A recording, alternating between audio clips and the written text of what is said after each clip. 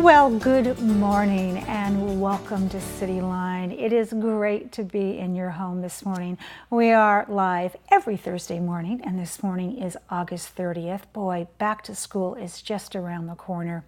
We have a great hour planned. Later on in the hour, we'll be talking with MDC, which is one of my favorite nonprofits here in Tacoma, and that stands for Metropolitan Development Council, and boy, do they make a difference. They have an annual breakfast coming up, and you don't want to miss that.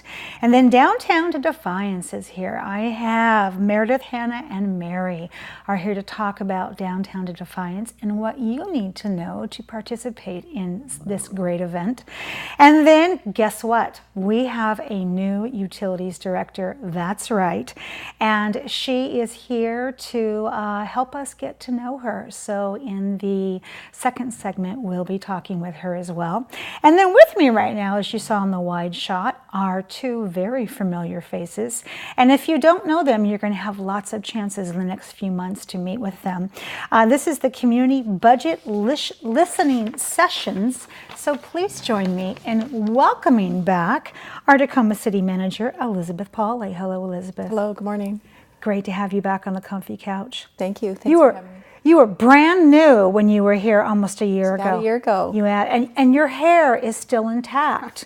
I'm really happy to hear this. Thank you. Me too. Exactly. Yeah. This is good. Yeah. And this fabulous woman, Katie Johnston, welcome. Thank you. You are the budget officer for the city of Tacoma, and for this next several months, you two are kind of peanut butter and jelly on the road, aren't you? Mm-hmm. Taking it on the road. So much like I prepare a budget at home in terms of I have to pay for my mortgage, my utilities, my car insurance, the city creates a 2-year budget, also called a biennial budget, to plan out for what services it provides. So how does the city, Elizabeth, prioritize where it spends its resources?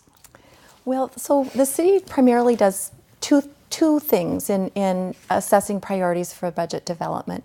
And the first thing we do is we go to the community and we seek community input. And we do that in a number of different ways. We have these listening sessions that we're talking about today, but we've also conducted a community survey.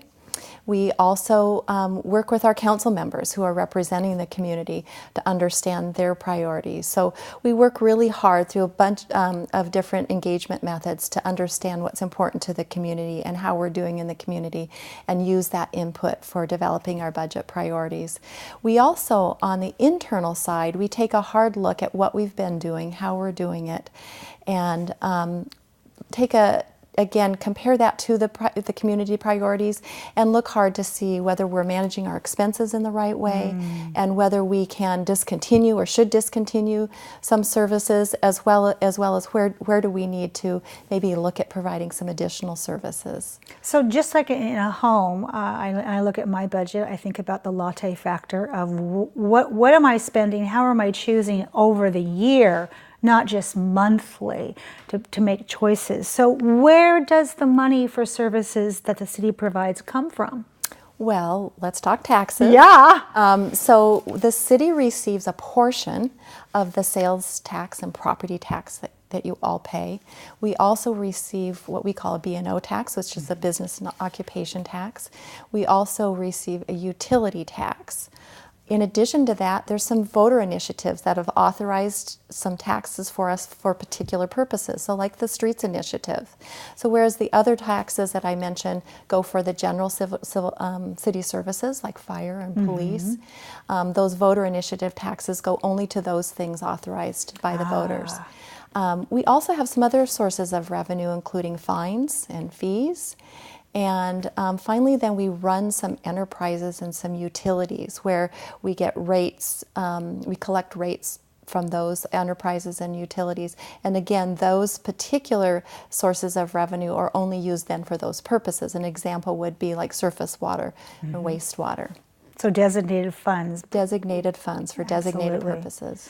So Katie, our city takes a conservative approach to the budget. And now that we're coming to the end of the third quarter, how are we doing financially?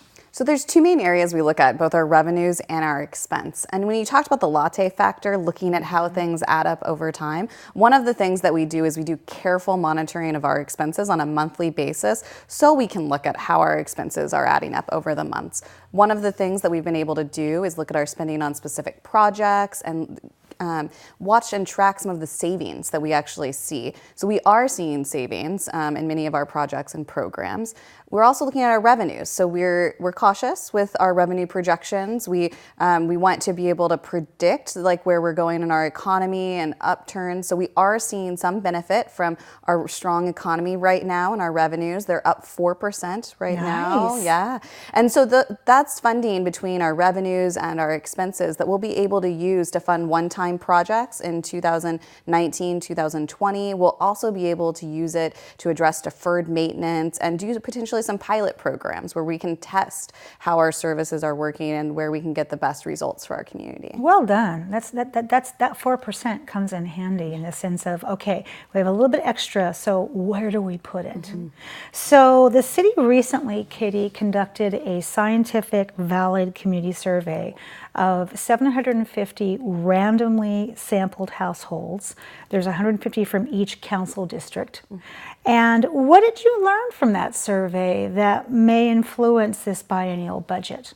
So one of the things that we do when we do the community survey is we ask about two major areas. We ask about the issues that our community is seeing, problems that they'd like to for us to address on a broad level. And then we also ask them about specific services that the city offers. Overall, about 60% of our residents say that they have a positive quality of life in our community and think that that's improving over time. But they also identified some issue areas that they'd like us to keep a watch out for in the next 5 years. And so those included homelessness, overcrowding, and our infrastructure or focuses that our community had.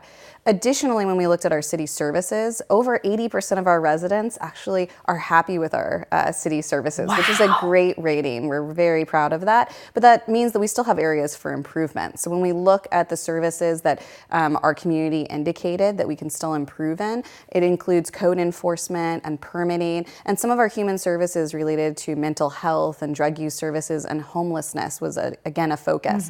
So when we look at both the city services that we need to improve, as well as those major issue areas, they really do reflect those council priorities that Elizabeth mentioned earlier. So homelessness, affordable housing, economic development, walkability and transit access, and so as we go through the budgeting process, we'll be reporting back to council on how the budget will actually help address both the community survey areas for service improvements, as well as those major priority areas. Fabulous. Boy, that talk about transparency. That's the definition right there of what you just said. And 80% congratulations. That's a vast improvement.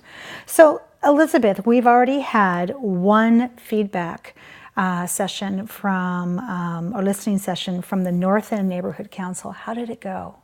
So it went great. I'll mention we've had a number of listening sessions. That was our first neighborhood council listening session.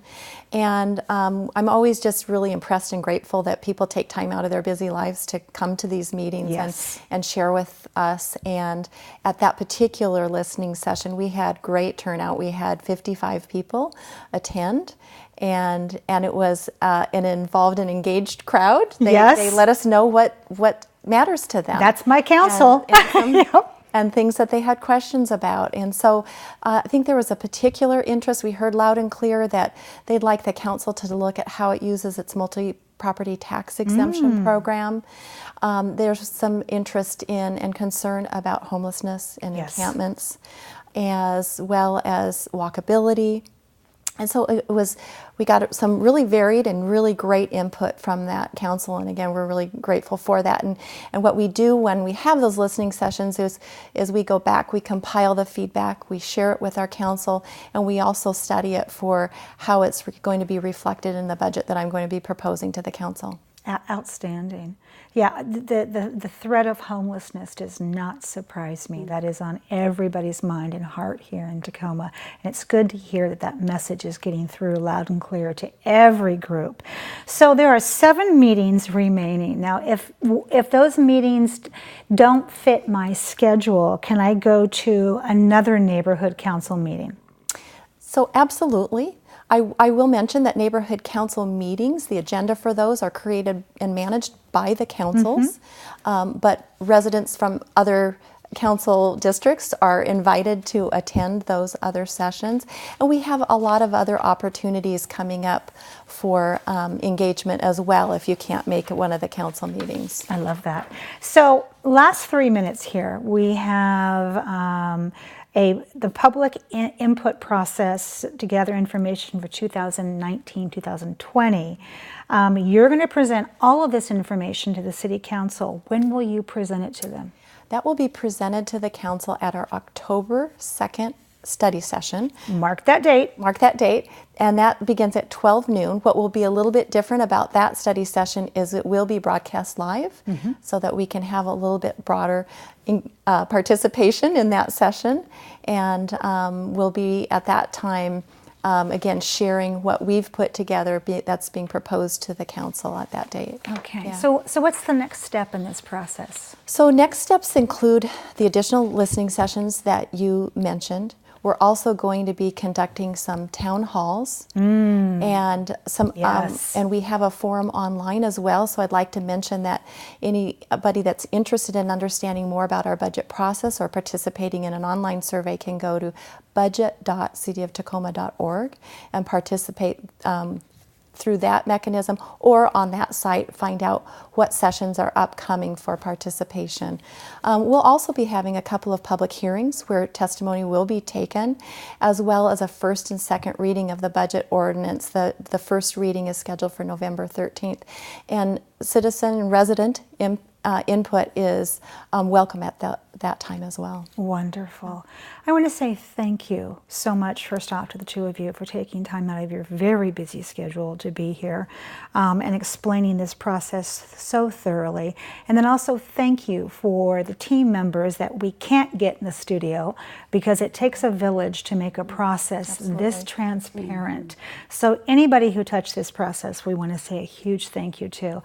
And I look forward to having both of you back here on the couch to report back.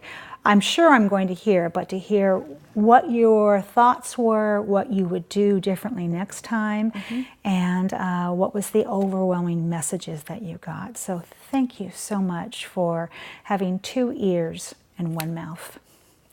And I'll see you back here in a couple months, all right? Thank you. All right. When we come back, after just a little bit of musical chairs, we will have our new director of Tacoma Public Utilities here in the house. You don't want to miss that. We'll be right back.